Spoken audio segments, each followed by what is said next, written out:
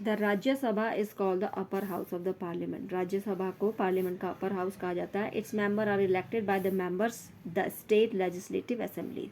इसके जो मेंबर्स का इनके सदस्यों का चुनाव जो होता है स्टेट लेजिस्लेटिव असेंबलीज के मेंबर्स द्वारा होता है। It consist of 250 members. इसके अंदर 250 मेंबर होते हैं, ऑफ विच 233 आर इलेक्टेड, जिनमें से जो 233 होते हैं वो चयनित होते हैं और 12 जो होते हैं and 12 are nominated by the president, और जो 12 होते हैं वो प्रेसिडेंट के द्वारा नामांकित होते हैं।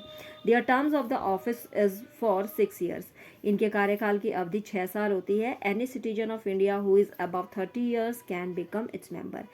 भारत का कोई भी व्यक्ति जो 30 साल या 30 साल से ऊपर का होता है इसका राज्यसभा का मेंबर हो सकता है। The prime minister and the council minister.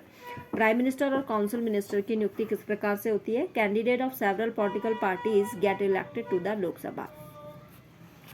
Every party elects a leader of its group. हर पार्टी जो होती है अपने ग्रुप का एक लीडर चयन करती है। The president appoints the leader of majority party as a prime minister. और जो प्रेसिडेंट होता है उसमें से जो मेजॉरिटी पार्टी के जो व्यक्ति होता है, जो लीडर होता है, उसका चयन जो होता है प्रेसिडेंट के द्वारा एज अ प्राइम मिनिस्टर होता है। यानी कि प्राइम मिनिस्टर की नियुक्ति प्रेसिडेंट के द्वारा होती है।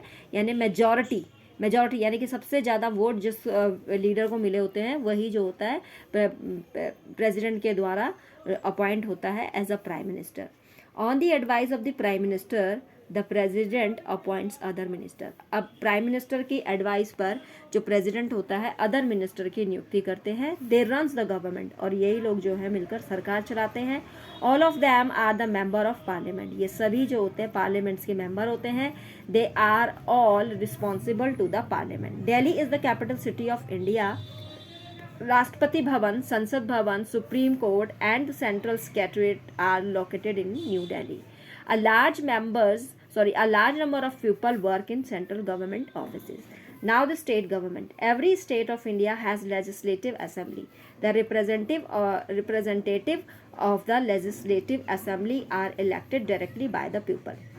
लेजिस्लेटिव असेंबली के जो मेंबर्स होते हैं जिनकी नियुक्ति डायरेक्ट पीपल्स के द्वारा होते हैं, यानी लोगों के वोट के द्वारा होती है। These representatives are member of the legislative assembly और MLAs. They are elected for a term of 5 years. इनकी नियुक्ति 5 साल के लिए होती है। The legislative assembly in law making body of the state. Now the governor who is the head of the state. यानी governor जो होता है वो हेड एक स्टेट का, किसी भी राज्य का सबसे बड़ा हेड होता है। Is appointed by the president, और जिसकी नियुक्ति प्रेसिडेंट के द्वारा होती है। The governor appointed the leader of the majority party in the assembly as the chief minister. On the advice of chief minister, the governor also appoints the council of minister. There are a large number of employees in the state government. They work in a various department at various levels from a village to the capital, to the state capital. Now the jury. Giving the justice is the function of every government. यानी कि सरकार का जो मुख्य कार्य है वो क्या है? जस्टिस करना, न्याय करना। At the national level we have supreme court. National level पर जो है वो सबसे बड़ा कोर्ट कौन सा होता है? सुप्रीम कोर्ट होता है। It is the highest judicial body in the country. सबसे बड़ा कोर्ट जो होता है एक देश का वो कौन सा होता है? Supreme court.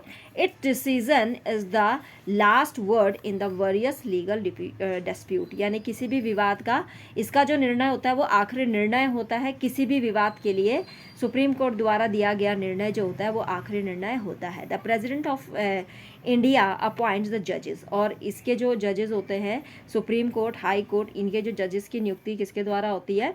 प्रेसिडेंट के द्वारा होती है। The highest court in each state it's high court. यानी कि हर स्टेट का सबसे ऊंचा जो न्यायालय होता है वो कौन सा